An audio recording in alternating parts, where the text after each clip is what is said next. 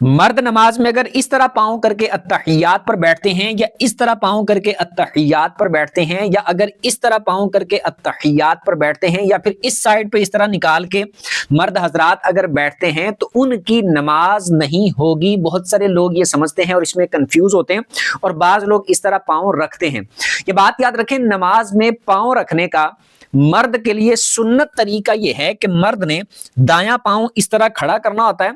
यानी उंगलियों का पेट इस तरह जमीन पे लगा के, पंजा लगा के, तो इस तरह करके पाँव को खड़ा करना होता है और उल्टा पाँव इस तरह बिछा के उसके ऊपर इस तरह बैठना होता है। ये मर्द के लिए अत्तहियात में बैठने का सुन्नत तरीका है। लेकिन बिल फर्ज अगर कोई मर्द इस तरह नहीं बैठता, वो दोनों पाँव इस तरह निकाल के बैठ गया है यूं करके,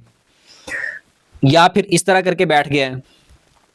या फिर दोनों पाँव को इस तरह उसने ऊपर रख लिया है और इस तरह करके नमाज में बैठा हुआ है, या फिर औरतों की तरह यूं करके पाँव निकाल के बैठ गया है, तो ऐसी सूरत में ये बोलेंगे कि उसने खिलाफे सुन्नत काम किया है। लेकिन ये नहीं कहेंगे कि उसकी नमाज ही नहीं हुई, नमाज उसकी हो जाएगी, लेकिन खिलाफे सुन्नत, ये उसका बैठने का जो तरीका था वो खिलाफे सुन्नत है। इसको जानबूझ के इस तरह नहीं करना चाहिए। लेकिन अगर बिल फर्ज किसी की मजबूरी हो